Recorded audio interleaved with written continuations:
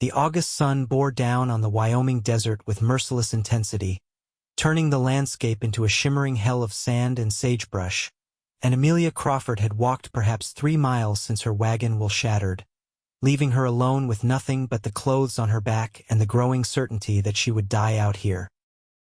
She had been traveling from Cheyenne to meet her aunt in Rawlins, a journey that should have taken 2 days with proper transportation, but the wagon driver had abandoned her when the wheel broke, taking the horses and her trunk of belongings, leaving her with only a cruel laugh about how she could walk the rest of the way if she was so determined to reach that dusty town.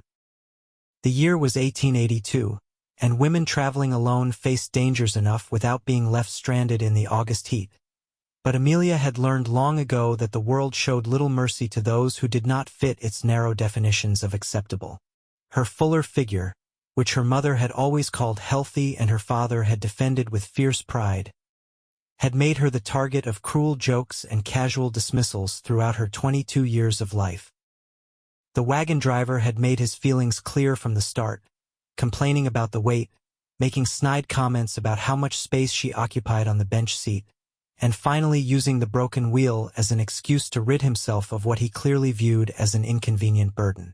Now she stumbled across the barren landscape, her dark blue traveling dress soaked with sweat, her bonnet providing little protection against the relentless sun. Her throat felt like sandpaper, her lips cracked and bleeding, her vision beginning to blur at the edges. She had finished the small canteen of water she carried hours ago, and the landscape stretched endlessly in all directions, offering no shade, no relief, no hope. Amelia collapsed to her knees in the dust, her hands trembling as she tried to push herself back up. Her corset, which she had laced that morning in Cheyenne, now felt like an iron cage crushing her ribs, making each breath a labor. She fumbled with the buttons at her throat, desperate for air, for coolness, for anything that might ease the burning in her chest. This was how she would die, she thought with strange clarity. Alone in the desert, abandoned by someone who could not see past her appearance to the person underneath. Her aunt would never know what happened to her. Her parents, back in Pennsylvania, would wait for letters that would never come. She would simply disappear, another casualty of the harsh western landscape, forgotten before she was even properly missed. The sound of hoofbeats came from somewhere far away, or perhaps it was just her dying mind creating false hope. Amelia closed her eyes, swaying where she knelt, waiting for the inevitable darkness to claim her. "Madam!" The voice cut through the haze of heat and despair, rough and concerned. "Madam, can you hear me?" She forced her eyes open and saw a figure dismounting from a horse, silhouetted against the brutal sun. He moved quickly, his boots kicking up dust as he dropped to one knee beside her. She could make out few details through her blurred vision, just the impression of a tall man in dusty range clothes, a worn hat shading his face. "Water," she managed to whisper, the words scraping past her parched throat like broken glass. "I have got you," he said, and she felt strong arms supporting her shoulders, lifting her slightly. Something cool pressed against her lips, the blessed relief of water, and she gulped desperately at it. "Easy now, not too fast, or you will be sick." He pulled the canteen back slightly, controlling the flow, and Amelia wanted to grab it from him, to drain every drop, but she lacked the strength. He let her drink again, small sips, his hands steady and patient.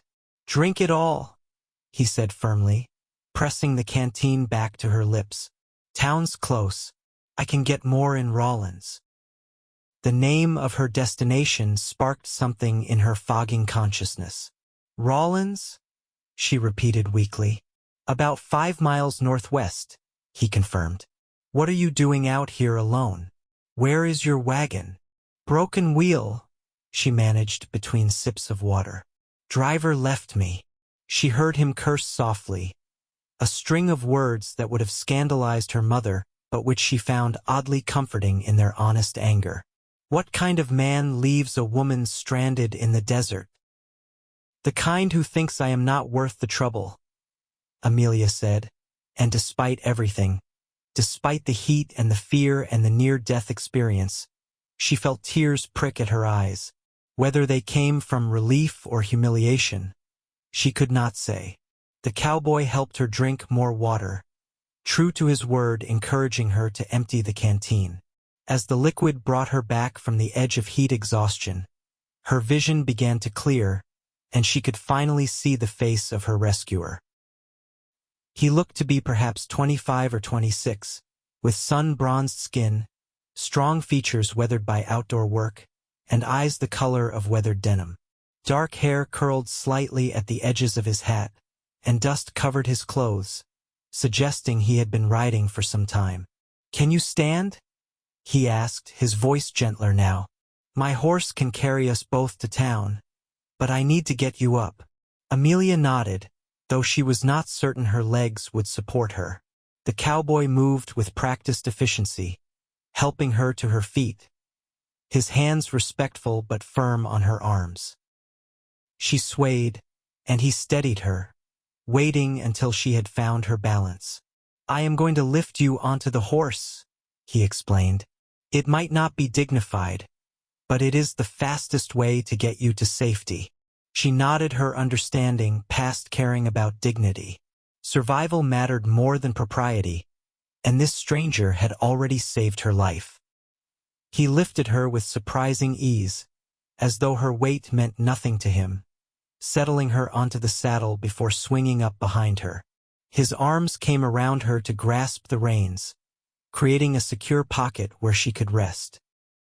"The name is Yates Brennan," he said as he urged the horse forward at a steady pace. "I run cattle about 10 miles south of Rawlins." "Amelia Crawford," she replied, her voice still rough. "I was traveling to meet my aunt. She runs a boarding house in town." "Would that be Judith Crawford's place on First Street?" "Yes. Do you know her?" "Everyone knows Miss Judith," Yates said, and Amelia could hear the smile in his voice. "She is one of the finest cooks in Wyoming, and she does not tolerate any nonsense in her establishment. You are her niece from back east." "Pennsylvania," Amelia confirmed. "She invited me to come help her with the boarding house. Said she needed someone she could trust." "She has been telling folks to expect you for the past month," Yates said. "Half the town knows about her niece coming from Pennsylvania to help run things." Despite her exhausted state, Amelia felt a warm glow at this information. Her aunt had been excited about her arrival, had told people about her. It was more welcome than she had received in a long time. They rode in silence for a while, the horse maintaining a steady pace across the desert terrain. Amelia could feel the strength in Yates's arms, the solid warmth of his chest against her back, and despite the circumstances, she felt safer than she had in days. He had not commented on her appearance beyond asking if she was well. He had not made jokes or cruel observations. He had simply helped her, as though it were the most natural thing in the world. "The driver who left you," Yates said after a while, his voice carefully controlled. "Do you remember his name?" "Hiram something," Amelia replied. "Hiram Fletcher, I think." "Why?" "Because I want to make sure he never gets hired to transport anyone again," Yates said flatly. "What he did was not just ungentlemanly, it was criminal. You could have died out there." "I know," Amelia said quietly. "I thought I would." His arms tightened slightly around her, a protective gesture that made her throat close with unexpected emotion. "You are safe now," he said. "I promise you that." As they rode, the landscape began to change subtly, signs of civilization appearing in the form of fence posts and distant cattle. The sun remained brutal, but Yates kept the horse moving at a pace that balanced speed with the animal's welfare. He pointed out landmarks, explaining the territory in a voice that suggested he loved this harsh land despite its dangers. "That range of hills to the north, that is where the best grazing is in spring," he explained. Come summer, we move the cattle higher where it stays cooler. South there, you can see the beginning of my spread. Not much to look at right now, but after the fall rains, it greens up nice. How long have you had your ranch? Amelia asked, grateful for the distraction from her discomfort. 5 years this September, Yates said with evident pride. Started with nothing but a piece of land and 60 head of cattle. Now I am running near 300 head, and I have got 4 hands working for me. It is not the biggest operation in Wyoming, but it is mine, built with my own work. There was something appealing about his quiet pride, the way he spoke of his accomplishments without boasting. Amelia had known plenty of men who puffed themselves up over minor achievements, but Yates seemed content to let his work speak for itself. Your aunt talks about you quite a bit, Yates said after a moment. Says you are smart as a whip and twice as capable. Says you can manage accounts like nobody's business and that you have got a good head for organization. Amelia felt herself flush, though whether from heat or pleasure, she could not say. Aunt Judith is generous in her praise. Miss Judith does not say anything she does not mean, Yates countered. If she says you are capable, then you are. She has been running that boarding house for 15 years, and it is the most successful establishment in town.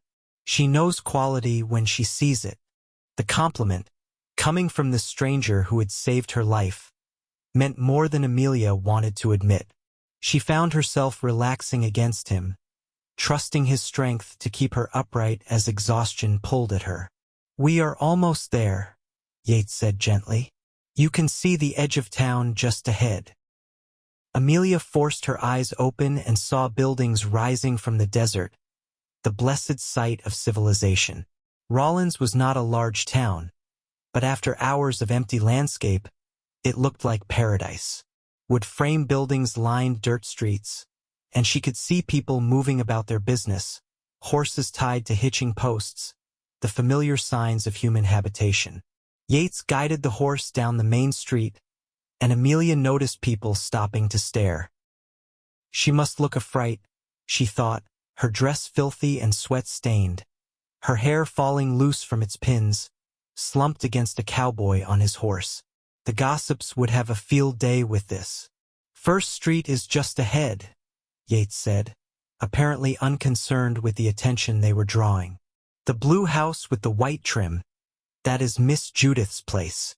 As they approached, the front door of the boarding house flew open, and a woman in her 50s rushed out, her face a mixture of joy and concern. Aunt Judith looked much as Amelia remembered from childhood visits, though her hair had gone completely silver and her face showed more lines.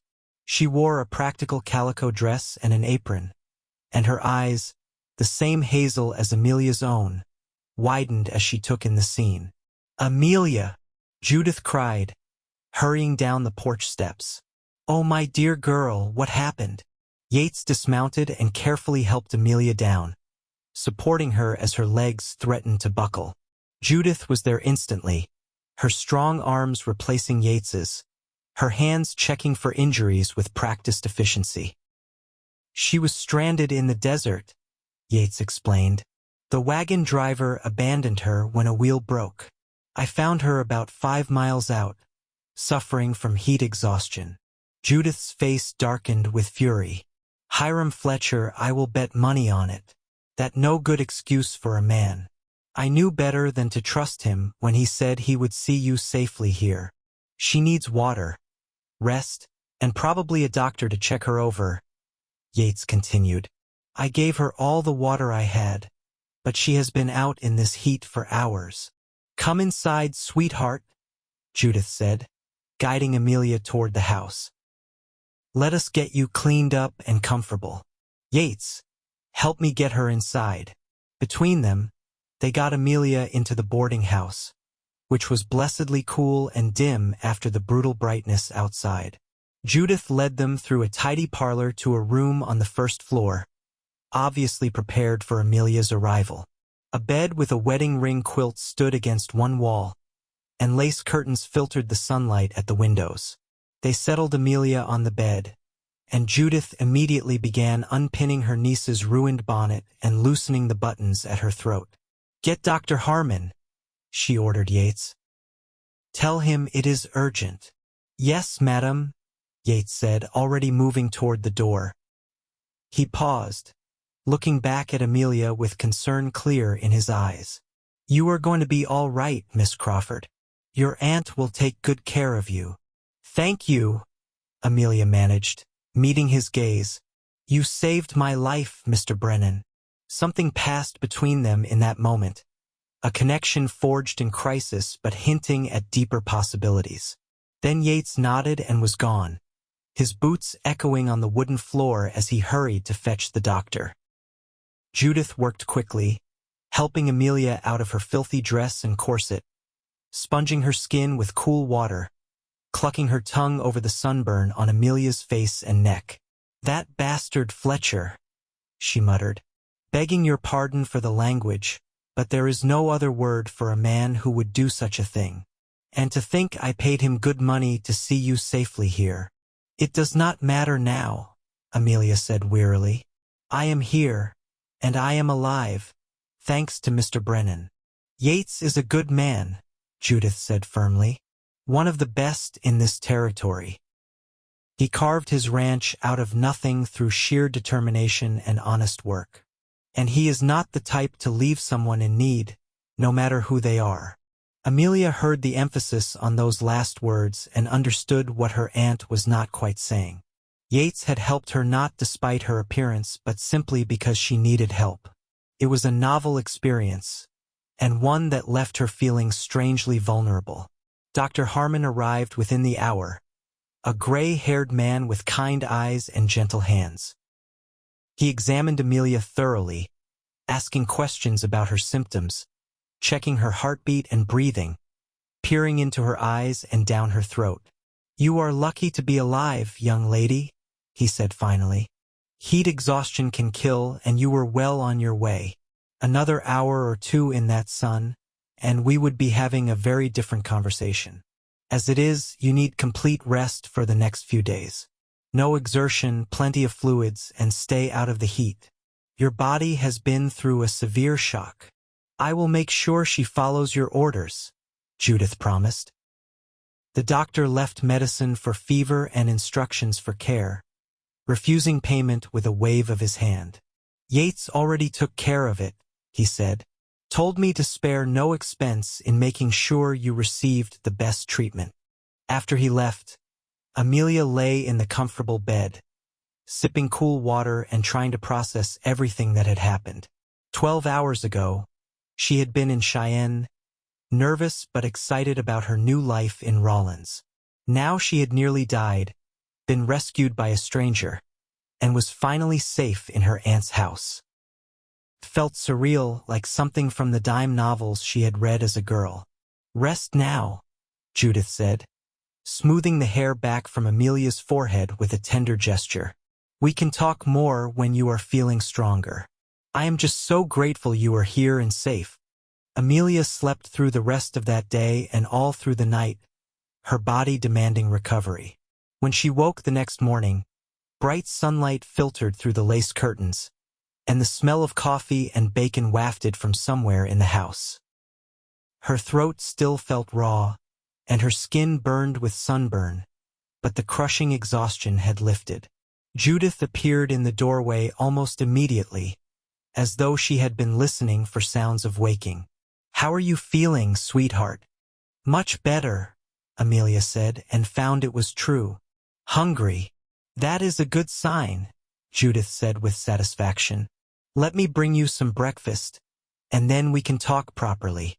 She returned with a tray laden with scrambled eggs, bacon, toast with butter and jam, and strong coffee. Amelia ate slowly, savoring each bite, marveling at the simple pleasure of food and drink after coming so close to death. "I should tell you," Judith said as Amelia ate, "that Yates Brennan has been by twice this morning already, asking after your health. I sent him away both times, telling him you needed rest, but he seemed genuinely concerned about your welfare." Amelia felt her face warm, and not from sunburn. He was very kind to me. Yates is a gentleman in the truest sense of the word, Judith said. He does not judge people by their appearance or their station. He looks at character, at the heart of a person. It is one of the reasons he is so respected around here, despite being a relative newcomer to the territory. Where is he from originally? Amelia asked, trying to keep her voice casual. Texas, Judith replied with a knowing smile. Came up here after the war, looking for land and opportunity. Started as a ranch hand, saved every penny, and bought his first piece of property 5 years ago. Now he is one of the more successful ranchers in the area. Works harder than any 3 men combined, treats his employees fairly, and has never been known to cheat or lie in a business dealing. You speak very highly of him, Amelia observed. Because he deserves it, Judith said simply. There are plenty of men in this territory who are all talk and no substance. Yates Brennan is the opposite. He does not brag or boast, but his actions speak volumes. And the fact that he rode 5 miles out of his way yesterday, gave you all his water and brought you safely to town, then paid for your doctor visit without being asked, tells you everything you need to know about his character. Amelia absorbed this information, thinking about the man who had saved her life. She remembered the strength of his arms, the gentleness in his voice, the way he had treated her with respect and concern. In her 22 years, she had encountered few men who looked past her appearance to see the person beneath. That Yates had done so, in circumstances where he could easily have ridden past without stopping, spoke volumes about him.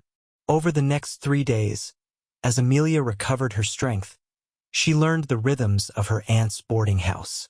Judith ran a tight ship, with 6 permanent boarders and rooms available for travelers passing through. The house was always busy, with meals to prepare, rooms to clean, laundry to manage, and accounts to keep. It was exactly the kind of work Amelia excelled at, using her organizational skills and head for numbers.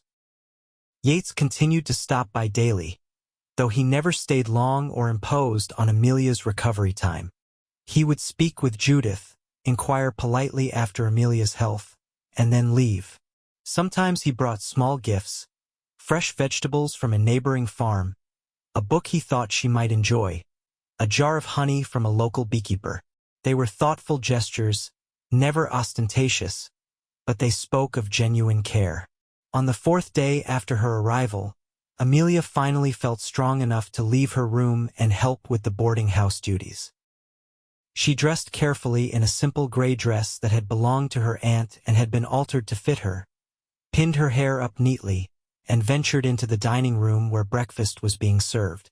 The boarders greeted her with friendly curiosity, having heard about her dramatic arrival in town. There was Mr. Peterson, a banker in his 60s. The Harwood brothers, 2 miners who worked a claim outside town. Miss Sarah Winters, a schoolteacher, Mr. and Mrs.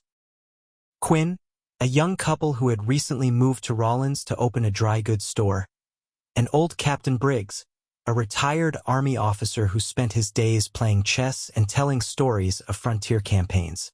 The heroine of the hour, Captain Briggs declared with a courtly bow. We are delighted to see you recovered, Miss Crawford. Your ordeal has been the talk of the town. I am just grateful to be alive, Amelia said simply, taking a seat at the long dining table. We are all grateful to Yates Brennan, Miss Winters said warmly. He is a credit to the community, and what he did for you was both brave and kind. The conversation turned to other topics as Judith served breakfast, but Amelia noticed the genuine affection with which the boarders spoke of both her aunt and of Yates. It painted a picture of a close-knit community where people looked out for one another, very different from the anonymity of the Pennsylvania city where she had grown up. After breakfast, Amelia helped her aunt with the washing up, falling easily into the domestic routine. Judith's kitchen was well organized, and they worked together with the efficiency of 2 women who understood household management. "There is someone in the parlor asking to see you," Judith said casually as they dried the last of the dishes. "I took the liberty of telling him you were recovered enough for visitors." Amelia's heart skipped. "Mr. Brennan? Go on," Judith said with a smile. "He has been patient enough, waiting for you to feel better. The least you can do is thank him properly." Amelia untied her apron, checked her reflection in the small mirror by the kitchen door, and walked to the parlor. Yates stood by the window, his hat in his hands, looking out at the street. He had clearly made an effort with his appearance, wearing clean trousers and a pressed shirt, his hair neatly combed, his boots polished. He turned as she entered, and his face broke into a smile that transformed his weathered features. "Miss Crawford," he said, "it is good to see you up and about. You look much recovered." "Thanks to you, Mr. Brennan," Amelia replied, moving into the room. "I owe you my life, and I am not sure how one properly expresses gratitude for such a debt." "You owe me nothing," Yates said firmly. "Any decent person would have done the same." "But you did do it," Amelia insisted. "You stopped, you shared your water, you brought me to safety, and you paid for my medical care. Those are not small things, Mr. Brennan." He looked uncomfortable with her praise, shifting his weight from foot to foot. "Would you do me the honor of calling me Yates?" he asked. "Mr. Brennan makes me feel like I should be wearing a suit and sitting in an office somewhere." Amelia smiled. "Only if you will call me Amelia." "Amelia," he repeated, as though testing the sound of her name. "It suits you. It is a strong name, dignified." They stood in awkward silence for a moment, both aware of the unconventional circumstances of their meeting, but uncertain how to proceed. Finally, Yates cleared his throat. "I wondered if you might like to take a walk," he said. "The doctor said you needed to avoid exertion, but a gentle stroll in the evening when it is cooler might do you good. I thought I could show you around Rawlins properly, help you get your bearings in your new home." The invitation was so careful, so respectful, that Amelia felt warmth spread through her chest. "I would like that very much," she said. "Perhaps this evening after supper?" "I will call for you at 6, Yates said, his face lighting up with pleasure. "That will give you time to rest after the day's work." He left shortly after, and Amelia returned to the kitchen where Judith was pretending very unconvincingly to be focused on her bread dough. "He asked me to walk with him this evening," Amelia said without preamble. "Did he now?" Judith replied with studied casualness. "And what did you say?" "I said yes." Judith's hands stilled on the dough, and she turned to look at her niece with serious eyes. "Amelia, I want you to understand something. Yates Brennan is a good man, perhaps one of the best I have known.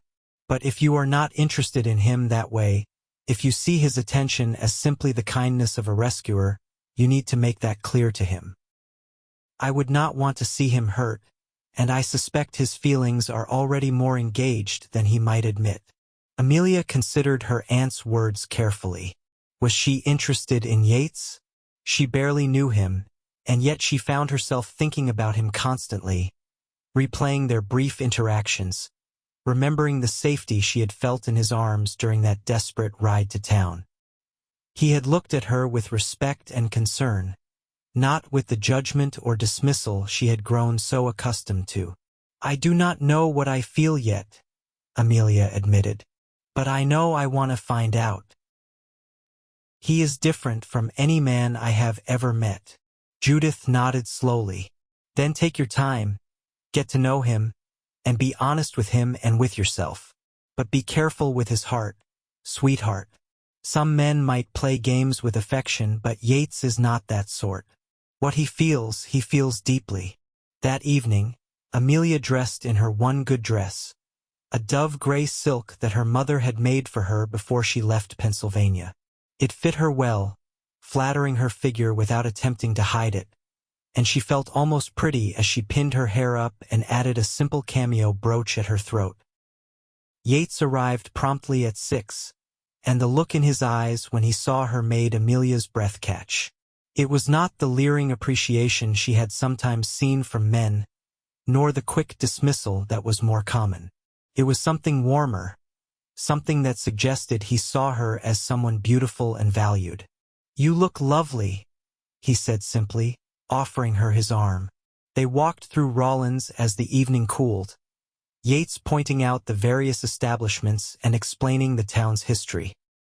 Rawlins had been established when the Union Pacific Railroad came through in 1868, named after General John A. Rawlins, and had grown steadily as a supply point for ranches and mining operations in the area. "It is not a fancy place," Yates said as they walked past the general store and the bank. "But it is honest, and the people here are good folk for the most part. They work hard, and they take care of their neighbors." "It seems like a fine town," Amelia said. "Very different from where I grew up, but I think I am going to like it here." They walked past the church, a simple wooden structure with a bell tower, and the schoolhouse where Miss Winters taught. Yates seemed to know everyone they passed, greeting folks by name, stopping occasionally to make introductions. People were friendly to Amelia, welcoming her to town, and she realized that Yates's regard for her had given her a kind of acceptance in the community. "I should tell you something," Amelia said as they reached the edge of town, looking out over the vast landscape beyond. "The wagon driver, Mr. Fletcher, he left me in the desert because he thought I was not worth the trouble of helping. He made that very clear." Yates's jaw tightened, but he said nothing, waiting for her to continue. "People have looked at me my whole life and made assumptions," Amelia went on, the words coming easier than she expected. "They see my size and decide they know everything about me. They think I am lazy or gluttonous or lacking in self-control. They do not see that I help my mother run a household of 8 children, that I can balance accounts that would baffle most men, that I have spent my life working hard and trying to be a good person. They just see someone who does not fit their idea of what a woman should look like. Then they are fools," Yates said quietly. "Blind fools who cannot see past their own narrow ideas to recognize quality when it is right in front of them." Amelia felt tears prick at her eyes, and she blinked them back fiercely. "You did not hesitate to help me. You did not make judgments or comments. You just saw someone who needed help, and you gave it freely. Do you have any idea how rare that is?" Yates turned to face her fully, his expression serious. "Amelia, I need you to understand something. When I saw you out there in the desert, nearly dead from heat and dehydration, my only thought was getting you to safety. Your appearance did not factor into my decision to help because it would not have mattered if you were tall or short, thin or full-figured, beautiful or plain. You were a human being in desperate need, and that was all that mattered." He paused, seeming to gather his courage. "But I would be lying if I said that is still all I see when I look at you.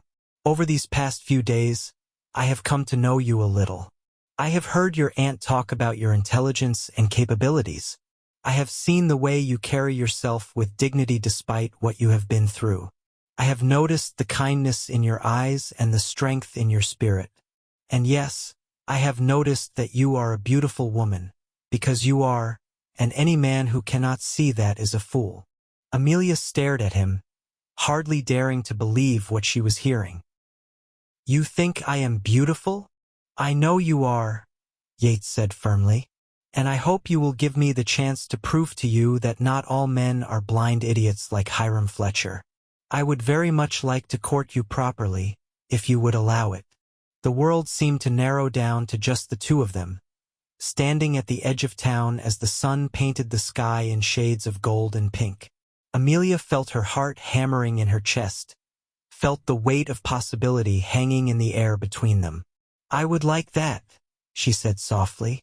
"I would like that very much." The smile that spread across Yates's face was like sunrise, bright and full of promise.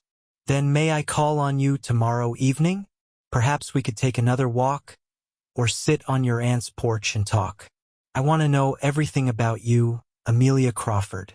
Where you came from, what you dream about, what makes you laugh. I want to know those things about you too, Amelia admitted. You are something of a mystery, Yates Brennan. A cowboy who quotes poetry and treats women with respect. I want to understand how you came to be the man you are. They walked back to the boarding house slowly, neither of them eager to end the evening.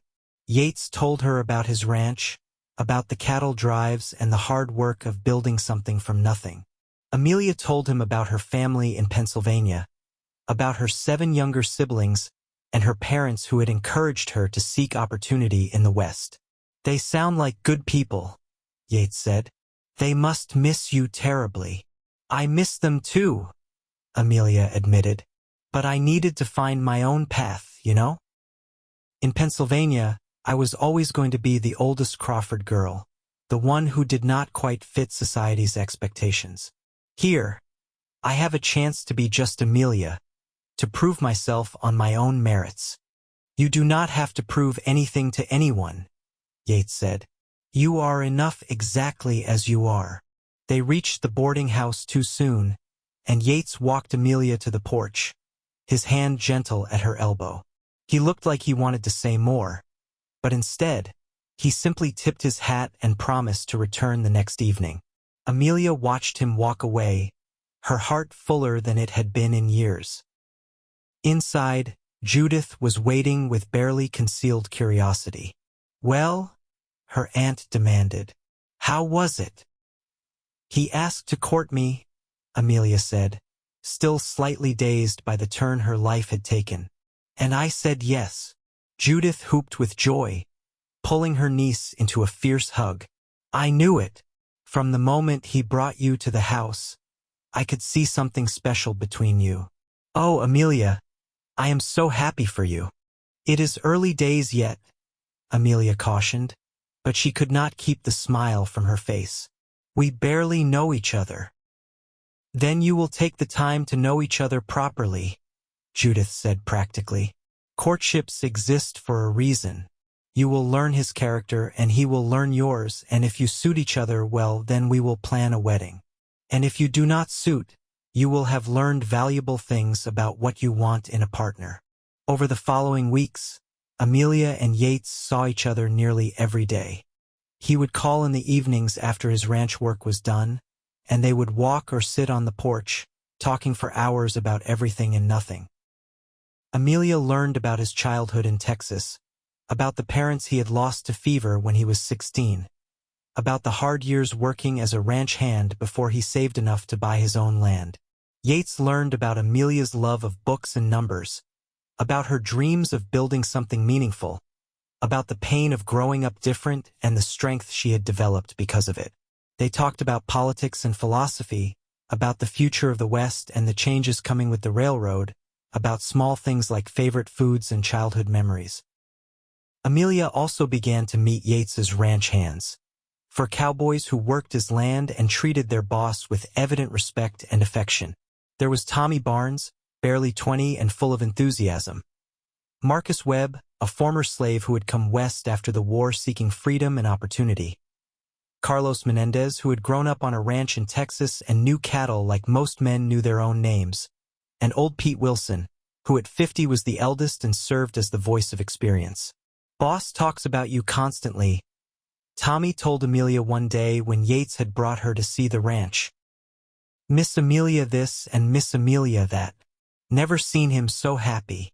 Amelia had blushed furiously, but the comment warmed her heart. She could see that Yates treated his employees fairly, paying them decent wages and ensuring they had good food and comfortable quarters. Marcus, in particular, seemed devoted to Yates, and one evening he pulled Amelia aside to speak with her privately. I want you to know what kind of man you are courting, Marcus said seriously. When I came to Wyoming, I was running from some trouble in Missouri.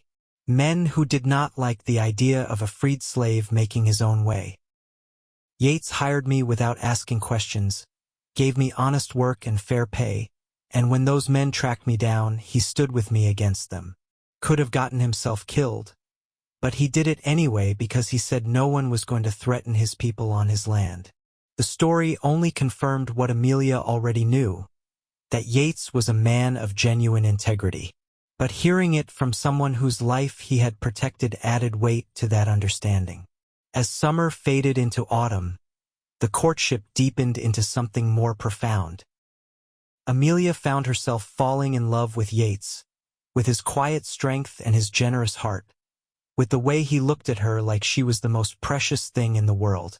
And Yates, for his part, made no secret of his growing feelings, though he never pushed her or demanded more than she was ready to give. One October evening, as they sat on the porch watching the stars emerge in the darkening sky, Yates reached for her hand, lacing his fingers through hers. "Amelia," he said quietly, "I need to tell you something, and I hope it does not frighten you off." "You could not frighten me off," Amelia said, though her heart began to race. "I am in love with you," Yates said simply. "I think I started falling in love with you that first day in the desert, though I did not recognize it then.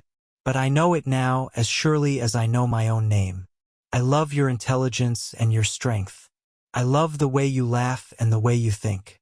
I love how you have thrown yourself into helping your aunt, how you treat everyone with kindness, how you see the best in people. I love everything about you, and I cannot imagine my life without you in it." Amelia felt tears spilling down her cheeks, but they were tears of joy. "I love you too," she whispered. "I did not think I could feel this way about anyone, but you have shown me what love really is. Not just words or empty promises, but actions and respect and genuine care."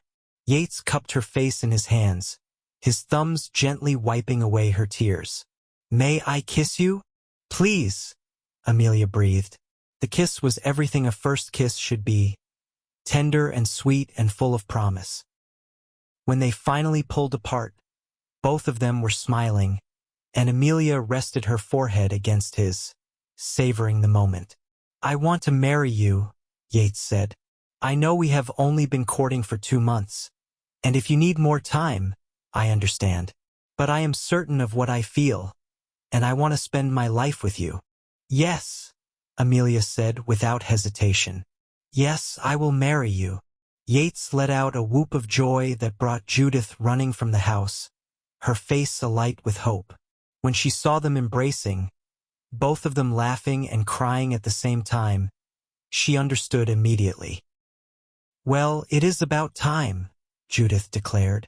"I was beginning to think you two would court until you were old and gray before getting around to a proposal." The next weeks were a flurry of wedding preparations. Judith threw herself into planning with the enthusiasm of a general organizing a campaign. The wedding would take place in November, before the worst of winter set in, at the church in town with a reception at the boarding house. Amelia wrote to her parents, telling them of her engagement and receiving a joyful letter in return. Her mother sent her grandmother's wedding ring and her father's blessing, along with regrets that the distance and expense made it impossible for them to attend. But they sent their love and their happiness, and that was enough.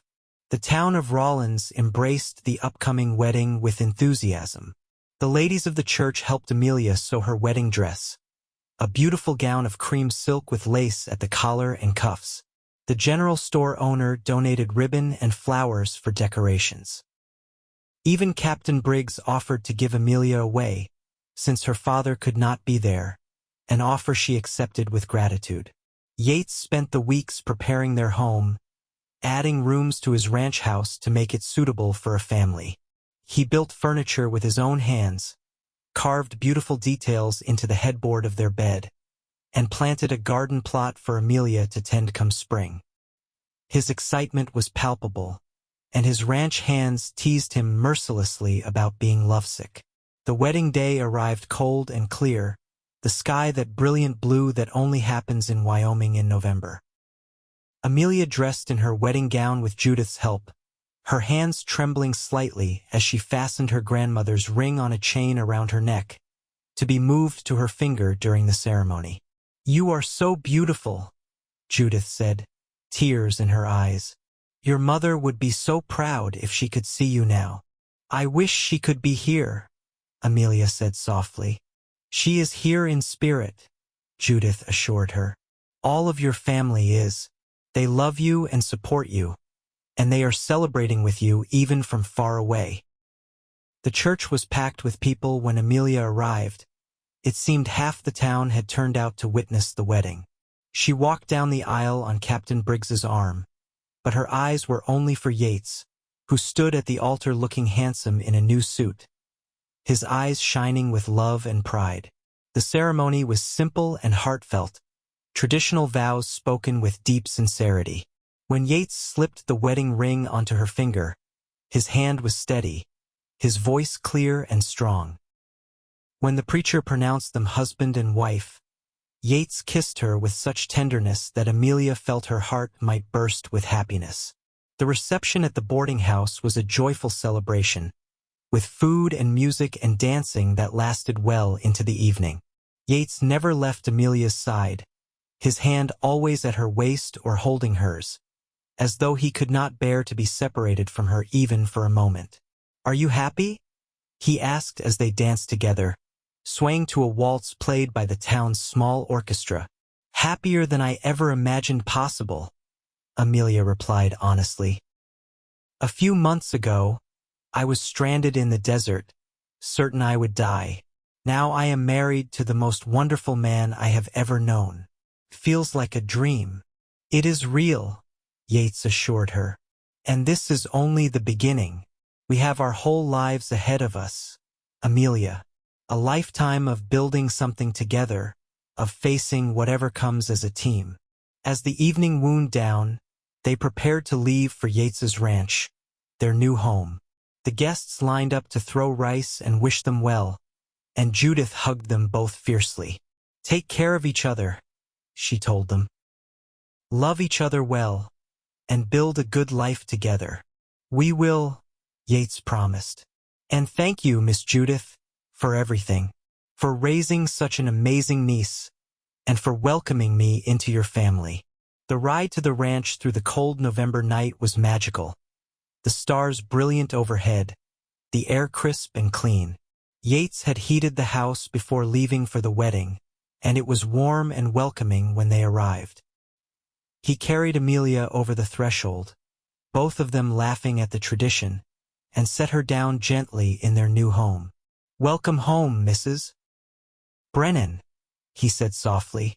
"It sounds perfect when you say it," Amelia replied, reaching up to cup his face. "Everything about this is perfect." Their wedding night was tender and sweet, two people who loved each other deeply taking the time to learn and explore and celebrate their union. Yates was patient and gentle, making sure Amelia felt cherished and safe. And when they finally fell asleep in each other's arms, both of them felt complete in a way neither had experienced before. The first year of their marriage was one of hard work and deep contentment. Amelia threw herself into making their house a home, cooking and cleaning and managing the household accounts. She discovered she had a talent for raising chickens and started a flock that provided eggs for both their household and for sale in town. She planted a large garden that flourished in the Wyoming soil, providing vegetables that she canned and preserved for winter. But she also worked alongside Yates on the ranch, learning about cattle and horses, helping with roundups and branding, proving herself capable and strong. The ranch hands treated her with respect, and Marcus in particular became a good friend, teaching her about animal husbandry and range management. Yates consulted Amelia on all major decisions regarding the ranch, valuing her sharp mind and business sense. When he considered expanding his herd, she helped him analyze the costs and benefits, working out detailed projections that helped him make informed choices. When a neighboring rancher tried to cheat him on a cattle sale, Amelia spotted the discrepancy in the paperwork and saved them significant money. "You are the best partner I could have asked for," Yates told her one evening as they went over the account books together. "You make me a better rancher and a better man." "We make each other better," Amelia replied. "That is what partnership means." As winter deepened, they spent long evenings by the fire, reading together or simply talking. Yates continued to court her even though they were married, bringing her small gifts, complimenting her, making sure she knew she was valued and loved. Amelia, in turn, showed her love through her care, through the meals she prepared and the home she maintained, through the way she supported his dreams and encouraged his ambitions. In February, Amelia realized she was pregnant. She told Yates one snowy evening, and his reaction was everything she could have hoped for. He pulled her into his arms, holding her close, his voice thick with emotion. "We are going to have a baby," he said wonderingly. "You have made me the happiest man in the world, Amelia." "I am a little frightened," she admitted. "I have never done this before, and it seems like such a huge responsibility." "We will figure it out together," Yates assured her, "just like we figure out everything else. And you are going to be an amazing mother." The pregnancy was not easy. Amelia suffered from morning sickness that lasted well past the first trimester, and the summer heat was difficult to bear. But Yates was attentive and caring, taking on extra household tasks, making sure she rested, bringing her cool water and gentle back rubs when she felt uncomfortable. Judith visited regularly, offering advice and support, her excitement about becoming a great aunt palpable. The ranch hands were equally enthusiastic, with Tommy already planning toys to carve and Marcus discussing how to baby-proof the barn. In October, just over a year after their wedding, Amelia went into labor.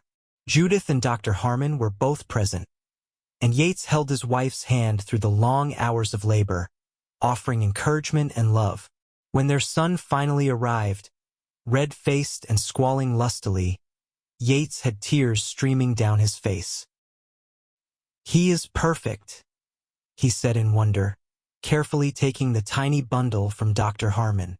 "Amelia, he is absolutely perfect." They named him Thomas James Brennan, Thomas after Yates's father and James after Amelia's father. Tommy was a healthy, robust baby with his father's dark hair and his mother's hazel eyes, and he quickly became the center of their world. Watching Yates with their son, Amelia fell in love with her husband all over again. He was a devoted father, gentle and patient, willing to walk the floor at night with a crying baby or change diapers without complaint. He sang lullabies in his deep voice and told stories to the infant who could not possibly understand them, and his face lit up every time Tommy smiled. "I never knew I could love anyone as much as I love you," Yates told Amelia one night as they watched their sleeping son. "But somehow, having Thomas has made my heart even fuller. I did not think that was possible." "I know what you mean," Amelia replied, leaning against her husband's shoulder. "It is like our love made something new and precious, and now we get to watch him grow and discover the world." Life settled into a new rhythm with a baby in the house. The ranch continued to prosper, with Yates making smart decisions about breeding and marketing his cattle. Amelia managed the household accounts and helped with the business side of ranching, all while caring for Tommy and maintaining their home. When Tommy was 6 months old, Amelia's parents sent word that they would be visiting the following summer, finally making the long journey to meet their grandson and see their daughter in her new life. Amelia was overjoyed at the prospect of seeing her family again, of showing them everything she had built with Yates. The years passed in a blur of work and love and small moments of joy. Tommy grew into a sturdy toddler, then a rambunctious little boy who followed his father everywhere, trying to imitate his every move. When Tommy was 3, Amelia became pregnant again, and this time the pregnancy was easier, her body knowing what to expect. Their daughter, Elizabeth Rose Brennan, arrived in the spring of 1887, a tiny, delicate baby with blonde hair and blue eyes that eventually settled into the same hazel as her mother's. Tommy was fascinated by his baby sister, wanting to help with everything, and Yates was once again overwhelmed with love for his growing family. "Two perfect children," he said, holding Elizabeth while Tommy sat proudly beside him. "How did I get so lucky?" We both got lucky, Amelia corrected. If Hiram Fletcher had not abandoned me in the desert, if you had not been riding that particular stretch of land that particular day, none of this would have happened. Then I am grateful for every twist of fate that brought us together, Yates said seriously. Even the painful parts, because they led us here. By their 10th wedding anniversary, the ranch had grown significantly.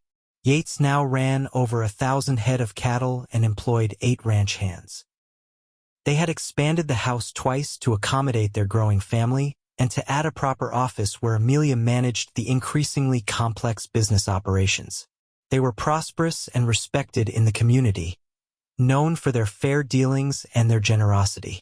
Tommy, now 9, was already showing aptitude for ranching, able to ride and rope with skill beyond his years. Elizabeth, at 6, was quieter but equally capable, with her mother's head for numbers and her father's determination. She loved helping Amelia in the garden and had started her own small plot where she grew flowers to sell in town. Amelia had also become involved in the community, helping to establish a lending library in Rawlins and working with the church to provide assistance to families in need. Her aunt's boarding house continued to thrive, and Judith, now in her mid-60s, had begun to talk about retiring and perhaps moving to the ranch to be closer to her great-niece and great-nephew. On the evening of their anniversary, after the children were in bed, Yates and Amelia sat on their porch watching the sunset, just as they had done countless times over the years.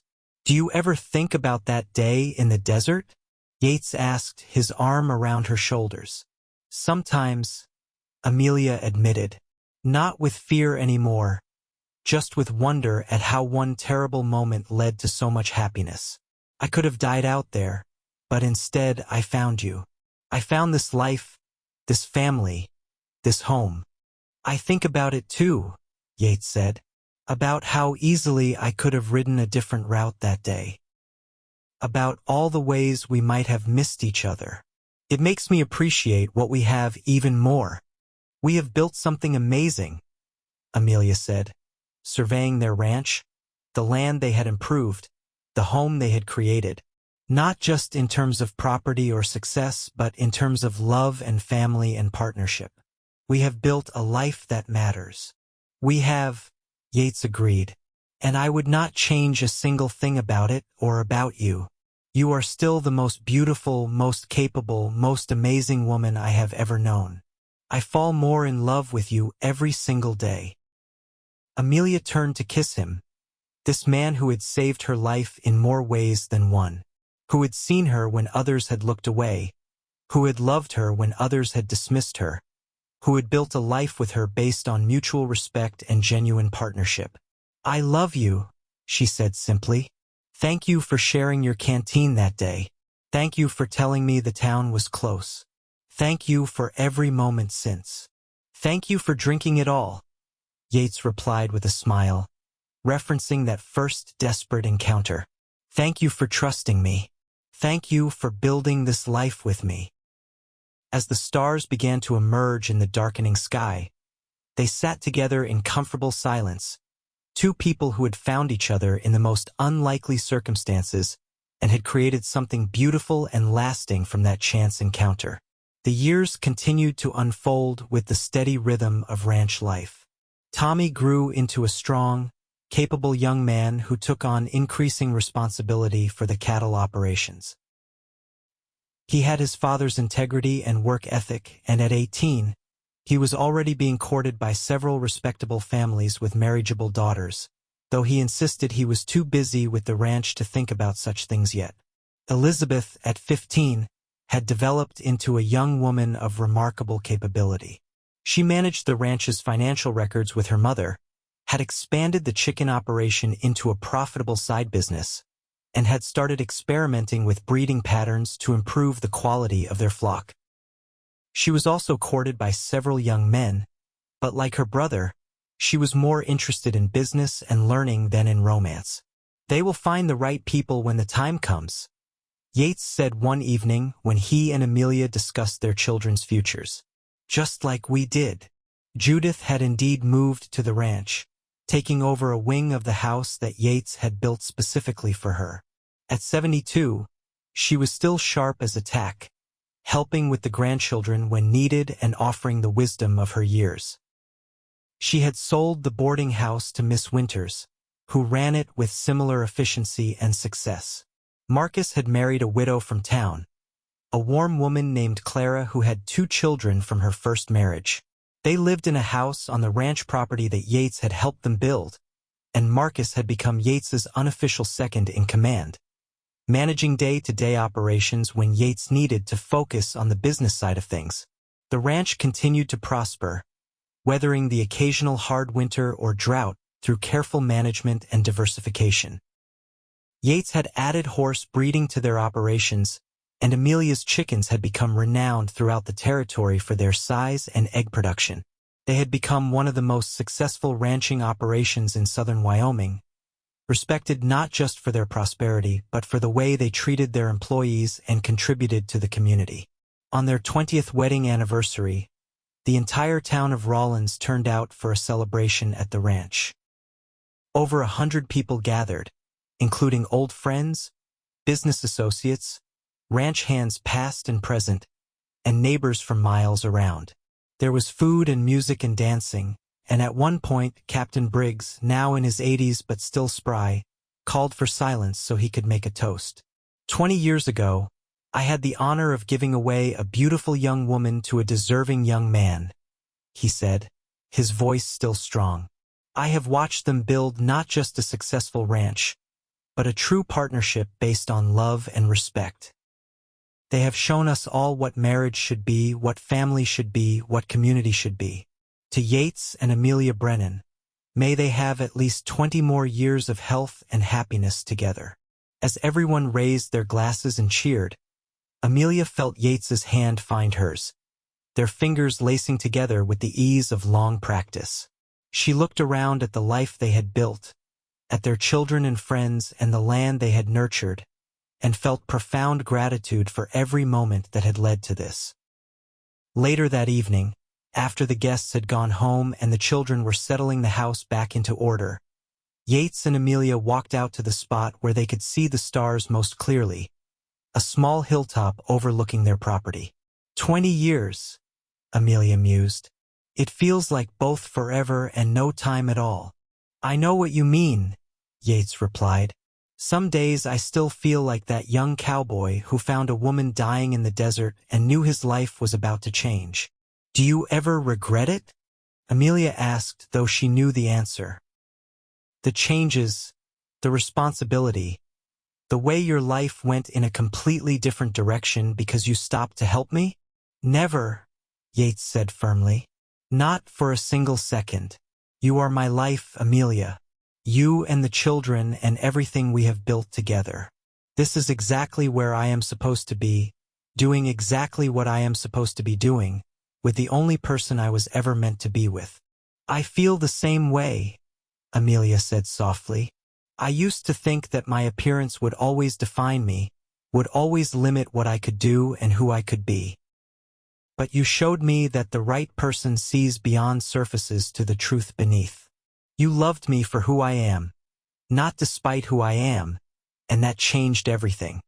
You are the strongest, most capable person I know, Yates said, pulling her close. Your appearance is part of who you are, but it does not define you. Your intelligence defines you. Your kindness defines you. Your determination and your love, and your incredible ability to see solutions where others see only problems. Those things define you. They stood together watching the stars, 2 people who had beaten incredible odds to find each other and build something lasting. The desert that had nearly killed Amelia had instead brought her to the love of her life, and that moment of crisis had transformed into decades of happiness and fulfillment. As they grew older, Yates and Amelia gradually turned over more of the ranch operations to Tommy and Elizabeth. Their son had married a capable young woman named Sarah, the daughter of a neighboring rancher, and they had given Yates and Amelia 3 grandchildren. Elizabeth surprised everyone by falling in love with a young lawyer from Cheyenne named David Hoffman, and they had 2 children of their own.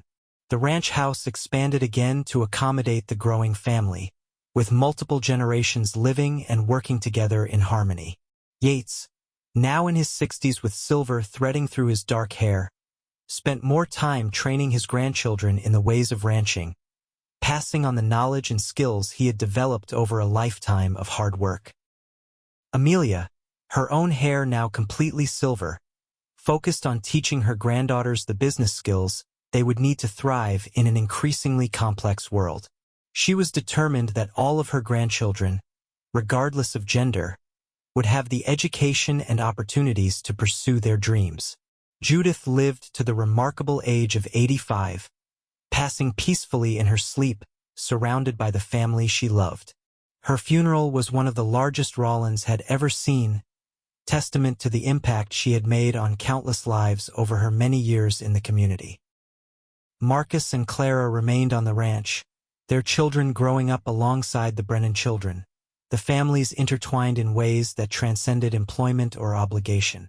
When Marcus's health began to fail in his late 60s, Yates ensured he had the best medical care available and that he and Clara would be cared for the rest of their lives. On their 30th anniversary, Yates and Amelia took a trip back to the spot where they had first met.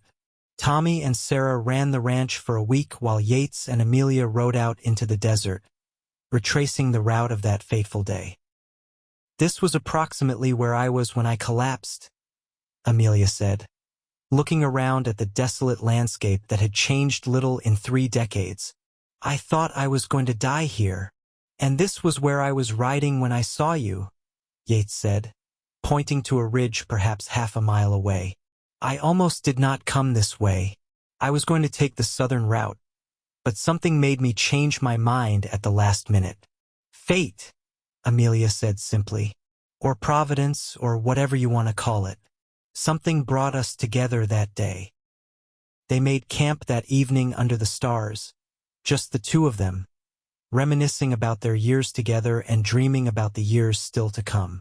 Despite the hard life of ranching, despite the Wyoming weather and the economic ups and downs, they had never lost the connection forged in that desperate moment in the desert. "I would do it all again," Yates said as they lay side by side looking up at the infinite stars. "Every hard moment, every challenge, every struggle, all of it was worth it to have you by my side." "Me too," Amelia agreed. "Even the part where I nearly died of heat exhaustion, because it brought me to you." They returned to the ranch the next day, back to the life and family they had built, back to the responsibilities and joys of their daily existence. But they carried with them a renewed appreciation for the unlikely series of events that had brought them together and the love that had sustained them through 3 decades of marriage. As they approached their 40th anniversary, Yates's health began to decline. Years of hard physical labor had taken their toll, and though his spirit remained strong, his body was beginning to fail. Amelia cared for him with the same devotion he had always shown her, managing his pain, keeping his spirits up, ensuring he felt loved and valued every single day. On a cool September evening, with his entire family gathered around him, Yates passed peacefully in his sleep. He was 72 years old, and he left behind a legacy of integrity, hard work, and love that would endure for generations. Amelia mourned deeply but without bitterness. She had been given 40 years with the man she loved, 40 years of partnership and joy and mutual support. Not everyone was so lucky, and she knew it. She lived another 8 years after Yates's death, remaining active in the ranch operations and in her grandchildren's lives. She taught her granddaughters that they could be anything they wanted to be, that their worth was not determined by their appearance or anyone else's opinions. She taught her grandsons to look past surfaces, to value character over conformity, to treat all people with respect and dignity. When Amelia Crawford Brennan passed away at the age of 80, surrounded by children and grandchildren and great-grandchildren, the entire community of Rawlins mourned. The funeral procession stretched for over a mile, a testament to the impact she had made over her nearly 6 decades in Wyoming. Tommy and Sarah took over the ranch fully, continuing the traditions and values that Yates and Amelia had established. They told their children and grandchildren the story of how their grandparents had met, of the cowboy who had shared his canteen with a stranded woman in the desert and said the town was close, of the love that had grown from that desperate encounter. The story became part of the family legend, passed down through generations. It served as a reminder that love could come from the most unlikely circumstances, that heroism sometimes meant simply stopping to help someone in need, that the most important things in life were not wealth or status but connection and compassion and the courage to see beyond surface appearances to the truth beneath. The ranch remained in the Brennan family for over a century, each generation adding their own chapter to the story while honoring the foundation laid by Yates and Amelia. And in the town of Rawlins, Wyoming, people still told the story of the cowboy and the woman he rescued in the desert, the love that grew from that chance encounter, and the legacy they left behind. It was a story of hope and redemption, of second chances and unexpected blessings. It was a story of the American West at its best, where hard work and good character mattered more than appearances or pedigree, where love could flourish in the harshest conditions, where two people from different backgrounds could build something lasting and meaningful together. Most importantly, it was a true love story, the kind that reminded people that romance was not just about grand gestures or perfect appearances, but about seeing someone truly, valuing them completely, and choosing them every single day. It was about a cowboy who had stopped to help when others would have ridden past, who had shared his water and said the town was close, who had looked at a woman others dismissed and seen her true worth. And it was about a woman who had survived impossible circumstances, who had taken a second chance at life and built something remarkable from it, who had loved deeply and been loved in return, who had proven that strength came in many forms and beauty was far more than skin deep. Their story ended not with tragedy but with fulfillment, with generations of descendants who carried forward their values and their love. It ended with a ranch that still stood as testament to their hard work, with a community that still remembered them with affection and respect, with a legacy that proved love could indeed conquer all, if given the chance to grow. And somewhere in heaven, or wherever souls went after this life, Yates and Amelia were together again, their love eternal, their story complete, their happiness assured for all time. The cowboy and his bride, reunited at last, their love story finished not with an ending but with the promise of forever.